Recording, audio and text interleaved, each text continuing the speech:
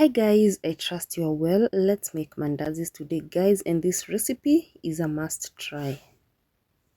So be sure to check the description box as I will be indicating the quantities of these ingredients. So to flour, I added cinnamon, I added sugar, and I added baking powder, and then give that a very good mix. If you do not have cinnamon powder, you can skip that, or you can use cardamom powder if you've got it at hand. Next, I added that is margarine, blue band, and I just added 1 tablespoon of that, and then added 3 tablespoons of yogurt guys. You can use flavored yogurt or you can use plain yogurt. I used vanilla flavored yogurt.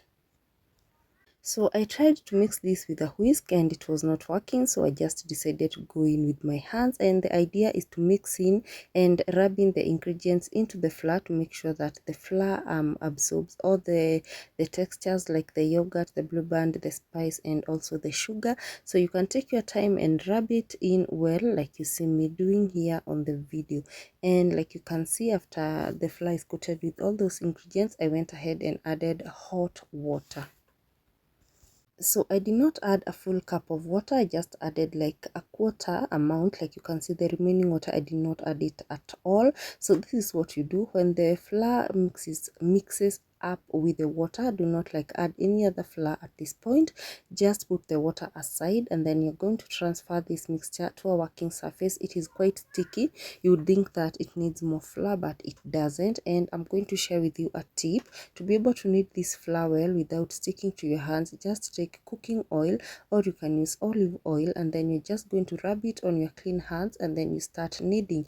And as for the mandazi dough, the more you knead it, the better it becomes. So I was kneading mine for like 10 minutes, and after it was ready, like you can see, it is looking so soft. And after it was ready, I transferred that to a bowl and then left it to rest for like 10 minutes. And you know it's ready when you pinch it, it bounces up right back. And this was after resting the dough. So I took my dough and rolled it up like you can see, after pouring a small amount of flour on the working surface. And then the idea is to make a log-like structure like you can see here for easier shaping. And there are many different ways that you can use to shape your mandazis, but I always find this one to be the best. And for this, what I do is to cut the dough into small balls like you can see here, so that they can be sort of like the same shapes throughout. So I just cut the small balls and then I roll them out into small balls like you can see here guys. And you can just use your eyes. I did not weigh the balls, the sizes. And then you're going to roll them out like you can see here, making sure that they are circular. And if it doesn't come out circular guys, do not stress, just spread it out the best way you can. Once the dough has been prepared well, it is very easy to roll, and that is the thickness that I went for. I do not like very thick mandazis, so I just took my cutter, you can use a knife, and then I cut into 4 triangles like you can see. And I'm just going to repeat that for you so that you can understand what I mean. Take one ball, roll it out, and then cut into triangles.